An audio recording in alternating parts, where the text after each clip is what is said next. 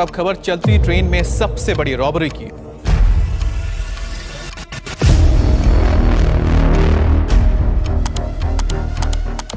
तमिलनाडु के सालेम से चेन्नई जाने वाली पैसेंजर ट्रेन बड़े आराम से चल रही थी। पैसेंजर्स में किसी को खबर भी नहीं थी कि इस ट्रेन की एक bogie reserve bank of India ने रिजर्व की हुई है और उनमें बक्सों में भरकर 342 करोड़ रुपए कहीं ले जा रहे हैं। लेकिन जब स्टेशन पर इन बोगीज को खोला जाता है तो क्या दिखता है? बक्से टूटे हुए, नोट बिखरे हुए और ट्रेन की छत पर किसी ने छेद किया हुआ है।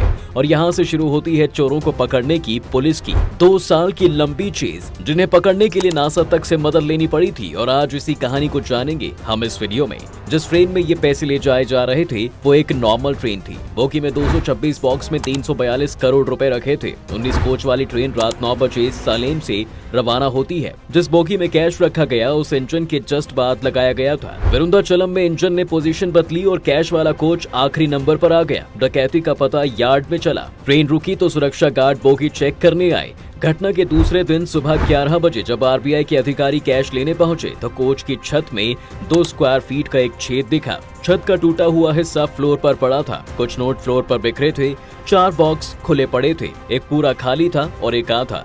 इनके अंदर जो नोट भी पड़े थे वो स्पॉइल्ड यानी सड़े गले नोट थे जिन्हें रिप्लेस किया जाना था और इनकी कीमत तकरीबन 342 करोड़ थी। 18 पुलिस वाले जिनमें एक एसीपी भी था वो इस पैसे की रखवाली कर रहे थे। लेकिन अगले दिन जब उन्हें चोरी के बारे में मालूम होता है तो सब सन रह जाते हैं। कैलकुलेट करने पर पता चलता है कि करीब 5.78 करोड़ रुपए की चोरी हुई है। रकम के हिसाब से भारत के इतिहास में ये सबसे बड़ी ट्रेन लूट थी और इसलिए मामला भी ज्यादा गंभीर बन गया। और इंडियन मीडिया में ही नहीं बल्कि द गार्जियन और बीबीसी जैसे इंटरनेशनल न्यूज प्लेटफॉर्म्स पर भी इस स्टोरी को रन किया गया। रेलवे ऑफिसर्स को शक था कि लूट में किसी ऐसे शख्स का हाथ होगा जिसे लोडिंग पैटर्न और ट्रेन रूट के बारे में मालूम हो। अब महीनों तक जब लुटेरों का पता नहीं चला तो जांच सीआईडी को दी गई। करीब 2000 ऑफिसर्स अलग अलग डिपार्टमेंट से इस रॉबरी को सॉल्व करने में लग गए थे।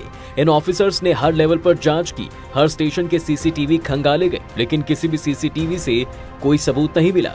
ऐसे में सरकार से रिक्वेस्ट करने के बाद इस केस में पुलिस द्वारा नासा की मदद ली जाती है। जी हाँ, नासा से सैटेलाइट डेटा मांगा जाता है और इस सैटेलाइट डेटा से एक अहम जानकारी ये मिलती है कि चोरी चिन्ना सालेम और विरुंदाचलम स्टेशंस के बीच हुई है। इसके बाद बारी आती है सेल टावर डेटा निकालने की और वो सभी नंबर्स चेक किए जाते हैं जो इस पूरे एरिया में डकैती के टाइम पर एक्टिव थे। जाहिर था कि लाखों लोगों का फोन नंबर उनके पास आ गया था, लेकिन इसमें से अपने काम का डेटा निकालना बहुत मुश्किल था। इसलिए पुलिस ने कुछ पैटर्न्स को स्पॉट करना शुरू कर दिया। उन्हें 5 फोन नंबर्स ऐसे मिले जिन पर उन्हें शक हुआ। शक के 2 मुख्य कारण थे। पहली बात तो ये कि ये 5 ही नंबर एमपी के थे और दूसरी बात ये थी कि ये 5 ही नंबर एक साथ स्विच ऑफ हुए थे। अब जब उन्हें कंफर्म हो गया कि यही वो चोर हैं जिन्हें उनकी तलाश थी तब सीबीसीआईडी की टीम एमपी पहुंचती है और वहां पर 7 लोगों की गिरफ्तारी करती है। ये 7 लोग एक ही गैंग के थे और इनका लीडर गुना डिस्ट्रिक्ट का मोहर सिंह भी इस रॉबरी में शामिल था। मोहर सिंह तब तक ऑलरेडी एक दूसरे मुकदमे में गुना सेंट्रल जेल में ही बंद था और पुलिस के हाथ सबसे पहले गैंग के 2 मेंबर्स दिनेश और रोहन पार्टी लगे थे जो रतलाम से थे। इसके बाद धीरे धीरे केस से संबंधित सभी लोगों को गिरफ्तार कर लिया गया। पकड़े जाने के बाद पुलिस इनसे पूछताछ करती है और साथ ही डिटेल्स में पूरी रॉबरी को रिक्रिएट करने के लिए भी कहती है। तब सामने आता है कि किस तरह से इन लोगों ने चलती ट्रेन से तकरीबन 5 करोड़ रुपए चुरा लिए। दरअसल मोहर सिंह का गैंग चोरी के अलावा हत्या और दूसरे तरह के क्राइम्स में भी दोषी था और मध्य प्रदेश के अलावा हरियाणा, राजस्थान, दिल्ली, गुजरात और महाराष्ट्र में भी इनकी खोज चल रही थी। इसी सिलसिले में पुलिस से भागते भागते जब वो अलग अलग राज्यों में जा रहे थे तब वो चेन्नई पहुंचते हैं। यहाँ पर उन्हें मालूम पड़ता है कि इस ट्रेन में काफी सारा पैसा है और वो प्लान बनाना शुरू कर देते हैं। पुलिस का ये भी कहना था कि उनके पास ट्रेन की लोकेशन, उसका रूट और बोगी की लोकेशन ऐसे ही नहीं आ सकती है, बल्कि जरूर इन 7 लोगों के अलावा रेलवे, बैंक या पुलिस का कोई ना कोई अधिकारी जरूर मिला हुआ है। खैर, ट्रेन के बारे में जब उन्हें पता चलता है तो वो अगले 8 दिन तक लगातार इस ट्रेन में सफर करते हैं ताकि अच्छे से रूट को चेक किया जा सके। अब यहाँ पर उन्हें एक बहुत इंटरेस्टिंग जानकारी मिलती है।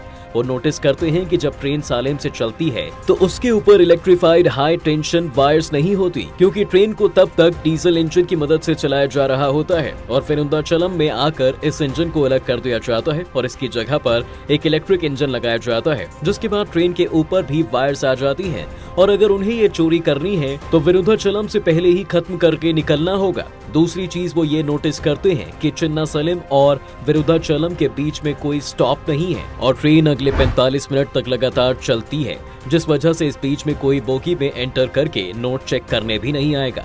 इसके बाद 8 अगस्त के दिन चिन्नासलम स्टेशन से 5 लोग ट्रेन पर चढ़ते हैं और मौका देखते ही ट्रेन की छत पर चढ़ जाते हैं।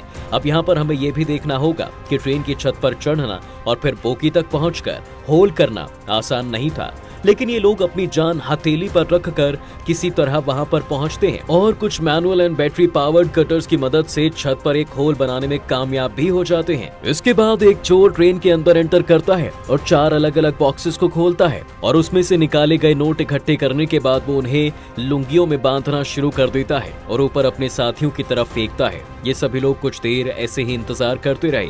वो लोग इंतजार कर रहे थे एक कर्व ट्रैक के आने का, जहां पर उनके साथी पहले से ही पैसों का इंतजार कर रहे हो। इसके बाद जब ट्रेन स्लो होने लगती है तो उन्हें वहां से भागने का मौका मिलता है और वो जल्दी से ट्रेन से कूदकर भाग जाते हैं। इसके बाद उन्होंने पुलिस को बताया कि उन्होंने फिर एक वैन हायर की थी, जिसकी मदद से वो वापस एमपी पहुंचे थे और कुछ पैसों से उन्होंने प्रॉपर्टी भी खरीदी थी। लेकिन एक प्रॉब्लम हो गई। ये चोरी इन लोगों ने 8 अगस्त 2016 के दिन की थी और इससे ठीक 2 महीने बाद यानी 8 नवंबर 2016 की रात को प्रधानमंत्री ने ये घोषणा कर दी थी कि सभी 500 और 1000 के नोट अब बंद हो जाएंगे, क्योंकि सारा पैसा उन्होंने एक बार में खर्च नहीं किया था और अब वो उसे बैंक अकाउंट में भी नहीं डाल सकते थे। इसलिए चोरी करने के बावजूद भी वो इसका पूरा सुख नहीं ले पाए। इन चारों ने पुलिस को ये भी बताया कि 2 करोड़ रुपए के कैश को तो इन लोगों को आग ही लगानी पड़ी थी। तो इसे कहते हैं कि मुंह को आया लेकिन हाथ ना लगा। इन चारों ने सपने में भी ये बात नहीं सोची होगी कि इतने डिटेल्ड प्लान और अपनी जान पर खेलकर उन्होंने आरबीआई का पैसा चुराया और फिर उसी आरबीआई और सरकार ने 2 महीने बाद वो नोट ही बंद कर दिए। ये केस अपने नोटबंदी के एंगल और हिंदुस्तान की सबसे बड़ी ट्रेन रॉबरी होने के कारण तो अनोखा है ही, लेकिन साथ ही में इसमें हमें एक स्पेस एजेंसी का दखल भी दिखाई दिया है, जो कि हमें बहुत रेयरली ही सुनने को मिलता है। ये भी एक अच्छा साइन है कि हमारी पुलिस अब क्राइम सॉल्व करने के लिए हर अवेलेबल टेक्नोलॉजी का इस्तेमाल करना चाहती है और साथ ही हमारे पास ऐसे ऑफिसर्स भी हैं जो इस तरह के डेटा को प्रोसेस करके इस पूरे केस को सॉल्व कर पाए, क्योंकि सीबीसीआईडी के मुताबिक इस केस की स्टोरी बहुत ही फ्रेगमेंटेड थी और पूरे देश में उन्होंने अपने ऑफिसर्स भेजे हुए थे और आखिर में वो इस केस से पर्दा उठा पाए। तो आपको इस ट्रेन रॉबरी की कहानी कैसी लगी और क्या आप आने वाली वीडियोस में भी इसी तरह की क्राइम स्टोरीज जानने में इंटरेस्टेड हैं?